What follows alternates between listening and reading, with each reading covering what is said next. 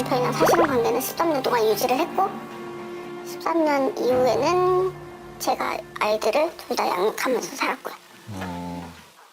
배구를 시작한 게 2018년 말인가 그럴 거예요. 18살 때 만났어요. 15살 제 아니, 당신 서로 나이를 미성년자잖아요. 몰랐었던 건 아니에요. 나이를 몰랐었던 것도 아니고 한 달 만에 큰아이, 첫 아이를 가지면서 이렇게 같이 살게 됐어요, 바로. 아니, 만난 지 한 달 만에요? 축복만이 가득할 줄 알았던 첫 임신. 불행의 시작이 될 줄은 꿈에도 몰랐습니다. 임신 때부터 무슨 일이 있었던 걸까요? 그쪽 집에는 남편이 알리기 부담스러워 하더라고요. 아. 제가 임신 중에도 선을 보러 몇 번 나간 걸로 알고 있어요, 저는. 아니, 아내가 임신을 했는데 선을 본다고요? 그뿐만이 아니었습니다. 저한테 폭행은 아이 낳고부터 바로 시작이 됐었고 아이고. 제가 본인보다 아이한테 더 집중을 한다고 그러면서 시작이 됐었어요. 병원까지 찾을 정도로 폭행의 수준은 심각했습니다. 지혜 씨는 왜 남편을 신고하지 않았던 걸까? 근데 저는 그 당시에 남편 말 안 들으면 무서웠었어요, 사실. 벌어질까 봐 그게 좀 무서웠었어요. 아무것도 몰랐었을 때. 18살 어렸던 지혜 씨는 자신만 참으면 행복한 가족이 될 거라 믿었습니다. 물론 저보다는 아이들한테 상처 준 게 제일 마음이 아프고 아이들한테만큼은 충분히 지금 책임을 져줘야 되겠다는 좀 바람이에요. 하지만 지혜 씨의 바람은 이루어지지 못했습니다. 첫째 아들에게도 뻗친 남편의 폭행. 아이고. 올해 20살이 된 아들은 여전히 모든 상처를 기억합니다. 5살 때부터가 기억이 나는데 아빠가 저도 많이 때리시고 엄마도 많이 좀 맞으시고 따로 사기 전까지는 계속 폭행을 지속하셨어요. 아유. 아들 재민 씨가 기억하는 아빠는 어떤 사람일까? 그냥 사람을 팬다는 느낌이 있잖아요. 학교 상황에서 하면. 그치만 아빠가 주먹으로 제 명칠 때 제가 기절했던 기억이 한 번 있었어요. 사과를 한 적이 없으세요? 딱 한 번 있는데 제가 중학교 올라갈 때였나 같이 마트를 갔었는데 아빠랑 둘이서 행위 하나 사주시고 조건 있다고 하셔가지고 조건이요? 이거 받고 옛날에 때렸던 놈들을 다 잊어줬으면 좋겠다 하면서 미안하다고 하셨는데 전 솔직히 좀 어이가 없었어요. 저는 맞아 상관없는데 동생은 이제 좀 안 맞았으면 좋겠다. 동생은 저랑 똑같은 기억을 안 주고 싶었었어가지고 그때 그렇게 생각했던 것 같아요. 너무 아유, 속상합니다. 그러니까요. 딸한테까지 그랬을 거라고는 상상도 못했어요, 저는. 죽여버리고 싶었어요, 찾아와서. 작년 7월 둘째 딸이 처음으로 엄마에게 아빠 이야기를 꺼냈다고 합니다. 한날 갑자기 꿈을 꿨다 그러면서 아빠 생각이 난다고 그러더라고요. 아빠를 오랫동안 못 봤으니까 아빠가 보고 싶어 이제 그랬더니 갑자기 애가 막 울어요. 그런 게 아니라고. 얘기를 해봐라. 엄마가 얘기를 해야지 알지. 그랬더니 이제 그 얘기를 이제 하는 거야. 엄마는 모르잖아 그러면서. 혹시 따님이 어떤 얘기를 하셨던 걸까요? 아빠가 자꾸 자기 아빠 성기를 자꾸 저한테 만지라고 그러고 자꾸 내 몸에 비벼대고 아유. 잠을 정말? 했는데도 계속 그러고 아이고. 거기까지만 얘기했었어요. 그래가지고 제가 바로 이제 그 해바라기 센터에다가 신고를 했죠. 그 신고해야죠. 진술 내용을 보니까는 더 디테일하게 얘기를 했더라고요. 딸 고은지 양이 해바라기 센터에서 약 1시간 10분 동안 진술한 내용입니다. 아유, 내용이 너무 끔찍하네요. 아니, 진술하는 동안 얼마나 힘들었을까요? 그러니까요. 아휴. 어린 딸이 홀로 참아왔던 아빠의 추악한 민낯. 중학생이 된 은지 양은 용기를 내 아빠의 실체를 세상에 밝히려고 합니다. 아빠한테 성폭력 당했던 거 얘기하러 왔어요.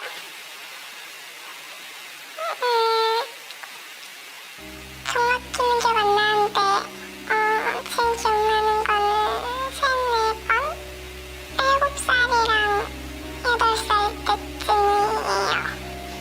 너무나 어리기만 한 나이 7살. 그때부터 시작된 아빠의 범죄. 중학생이 된 은지양은 여전히 7살의 악몽 속에 살고 있습니다. 방 구조까지 기억하네요. 세상에 내 지금 침대에서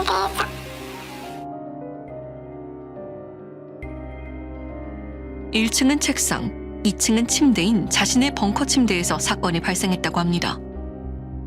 저 자고 있었는데 부스럭대는 소리 듣고 깨가지고 했는데 딸이 잠든 사이 방에 들어온 아빠는 곧장 딸이 있는 2층 침대로 향했다고 합니다. 아빠가 키에 있었어요. 바지를 벗고 있었어요. 에? 예? 그리고 제 몸에 갖다 대고 허벅지 사이 이랬어요. 그의 악행은 계속됐습니다. 8살인 것 같아요. 이때는 안방에 있었어요.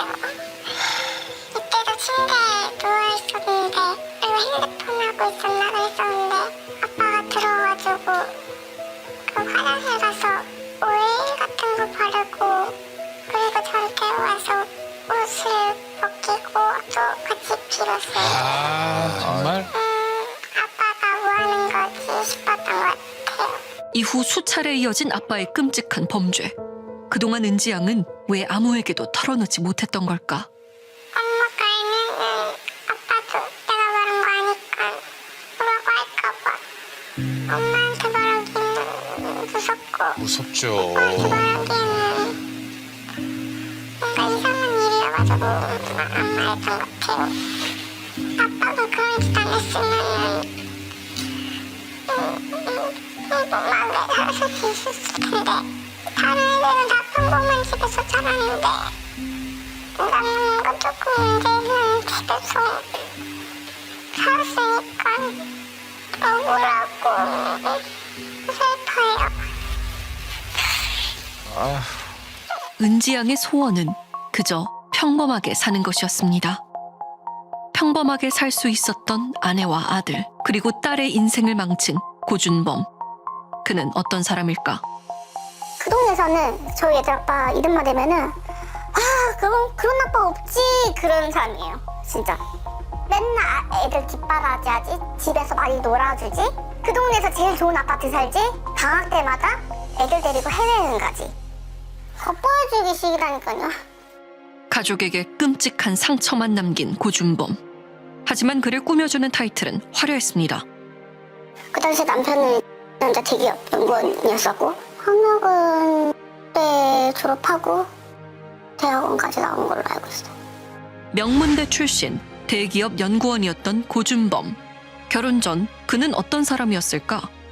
그의 고등학교 동창을 통해 조금 더 자세한 이야기를 들을 수 있었습니다. 내가고를 나왔다는 얘기 했었는데 제가 알기로 그 집이 좀 잘 산다는 얘기 들었던 것 같아요. 그래가지고 대학원도 보내고 박사도 하고 뭐 이랬다는 얘기 언뜻 지나가면서 들은 것 같은데 30여 년이 지난 지금까지 기억할 만큼 부유했던 고준범의 집안. 튀는 친구도 아니었고 그냥 조용한 친구였어요. 그냥 건드리지만 않으면 조용한데 누가 딱 건드리면은 화를 방울 내는 스타일이어서 깜짝 놀란 적이 있었거든요.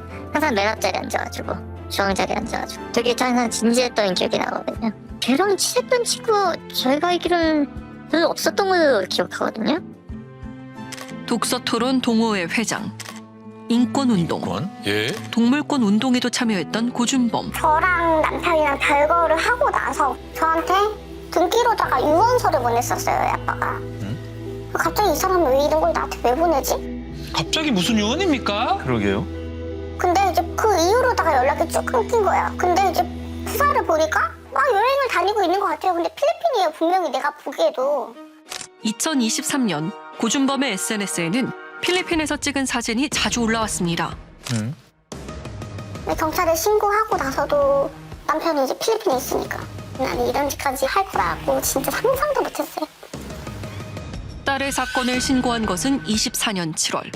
고준범은 23년 이후 필리핀에서 돌아오지 않아 수사는 난항에 빠졌습니다. 대체 고준범은 필리핀에서 무엇을 하고 있는 걸까? 그의 행적을 찾아보았습니다. 이 사람인 것 같은데? 맞는 것 같아요. 맞네. 여기 대학교 다닌다는데 2023년부터? 네. 약대? 어이? 확인 결과 필리핀의 한 약대에 입학한 고준범. 그의 나이는 올해 만 51세입니다. 그런데 이분 어떤 여자분이랑 같이 있는데요? 여자? 네. 뭐야? 어? 한 필리핀 여성의 SNS 계정에서 포착된 고준범의 모습. 뭐 챌린지 같은 거 하고 있는 거예요 지금? 여러 게시물에서 두 사람이 함께 있는 모습을 발견할 수 있었습니다. 누굴까요? 도대체 이 의문의 여성은 누구인 걸까? 제작진은 여성에게 연락을 해봤습니다. I'm gonna be his wife 어? sooner. I don't know what happened with him in Korea. 코리아요? 고준범의 행방을 알기 위해 그녀와 화상 인터뷰를 진행했습니다. 씨를 아시나요? Yeah, I know him. He's my boyfriend. 에? He asked me to be his girlfriend. 그녀는 고준범과 결혼을 약속한 약 30살 연하의 여자친구였습니다. 아유. He goes to Korea last time. Before Christmas, he messaged me suddenly that he will not come tomorrow. Tomorrow, that means 24. That is the last time I will talk to him.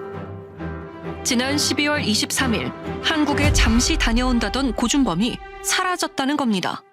Someone said in his messenger, he's in jail now. 며칠 뒤 고준범의 계정으로 온 연락. 그가 현재 한국 감옥에 있다는 겁니다. 인제일 감옥. That's why I want to know where he is. I just want to know if he's safe. 그리고 그의 여자친구가 당부의 인사를 남겼습니다. Hi, my lover. I know you're innocent. Please come back home. 아이고. 필리핀에 거주 중이던 그는 어쩌다 한국 감옥에 있는 걸까? 21일에 입국했고요. 긴급 체포한 상태예요. 구속영장을 신청했고 작년 말에 구속 송치된 사안입니다. 혐의 부분에 대해서도 인정하는 취지는 있었습니다. 2024년 7월 지혜 씨가 신고했던 사건으로 인해 그는 현재 친족 관계에 의한 강제추행 혐의로 기소돼 구속 수사를 받고 있습니다. 그 부분은 다행이네요. 그리고 피해자인 딸에게 보낸 고준범의 옥중 편지. 무슨 내용일까요? 미안하다는 걸까요? 사랑하는요? 에? 아유 정말. 엄마 아빠의 관계가 안 좋아서 그 미친 짓을 했다고요? 이게 말이 되는 소리입니까? 정말 답답합니다 진짜. 쉽게 이해하기 힘든 편지의 내용. 전문가는 이 편지를 어떻게 볼까? 엄마 아빠의 관계가 안 좋아서 너한테 그렇게 몹쓸 짓을 했다 이야기를 하는데 쉽게 얘기하면 이런 거죠. 너 탓도 있는 거야. 이렇게 이제 책임을 전가하는 투사라고 이야기를 하는데요. 그러네요. 그러니까 네. 이제 내 잘못을 떠넘기는 것이죠. 상당히 비겁한데 이렇게 남 탓을 하고 있다 이렇게 보입니다. 사건의 공판을 앞두고 지혜 씨는 여전히 불안한 점이 있다고 합니다. 이게 친족 간의 강제추행이잖아요. 생물학적으로는 그런데 법적으로는 인지가 안 됐기 때문에 친족 간의 성추행이 성립이 안 되는 거예요. 네? 아니 이게 무슨 말이죠?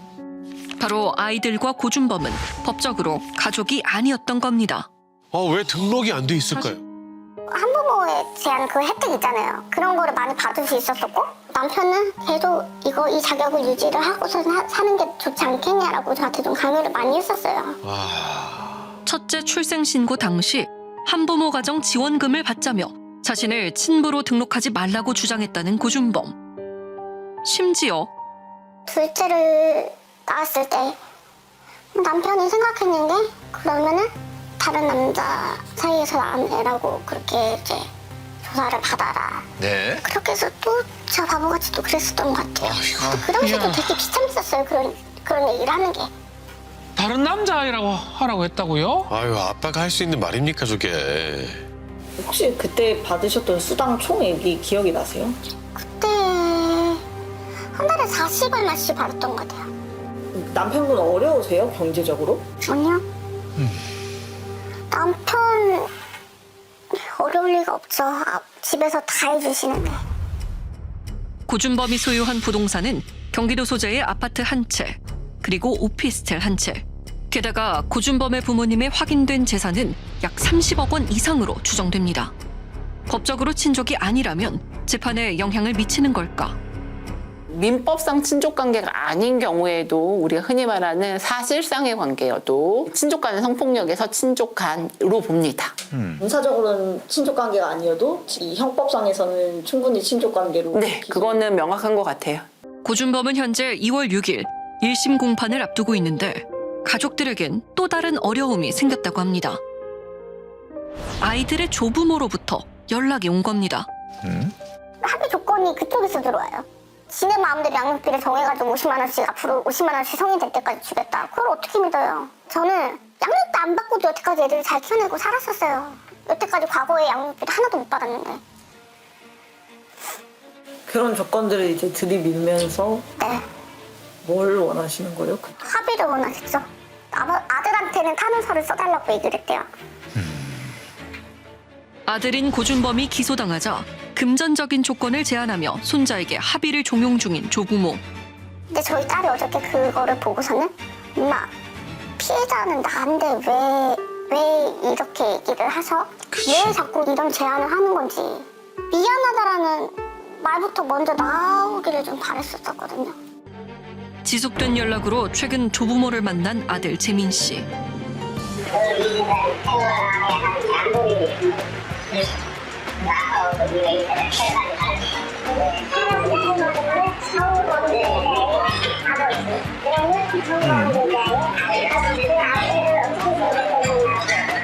저 협박으로 들리는데요. 그러게요. 그들은 어째서 지속적으로 연락을 해오는 걸까? 안녕하세요. 저 MBC 실화탐사대의 심푸른 PD라고 하는데요. 뭐라 이 아들 나하고 관계없으니 전화 끊을게요. 선생님, 아드님 지가 현재 기소가 되어서 재판이 진행되시잖아요. 전화 끊을게요. 선생님 전화 끊습니다. 선생님, 근데 선생님 입장 아니, 저렇게 끄는 건가요? 끊었나요? 대화를 거부하시네요. 했어요? 씨랑은 관계가 어떻게 되시는 거죠? 나 그럼 죽어야 돼. 내가 죽을래. 뭐요? 네? 갑자기 너무 뭔지 모르고 아들 선생님이 혹시 당하신 건가요?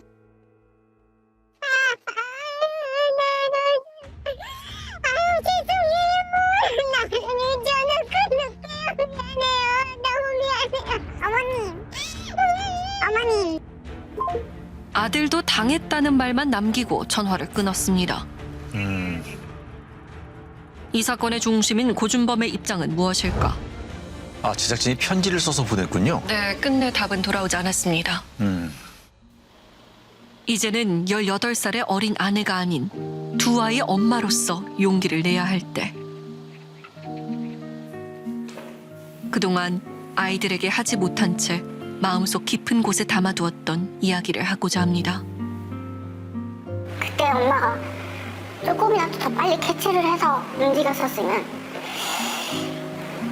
너네한테 상처는 좀 덜 됐을 건데 아빠한테 휘둘리게끔 해서 그게 너무 미안해. 엄마가 그 당시 지켜주지 못했던 거에 대해서 미안하게 생각해 많이.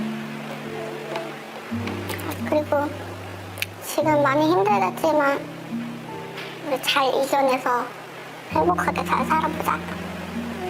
알았지? 부디 지혜 씨의 가족에게 과거의 아픔이 아닌 행복한 미래가 펼쳐지길 응원합니다.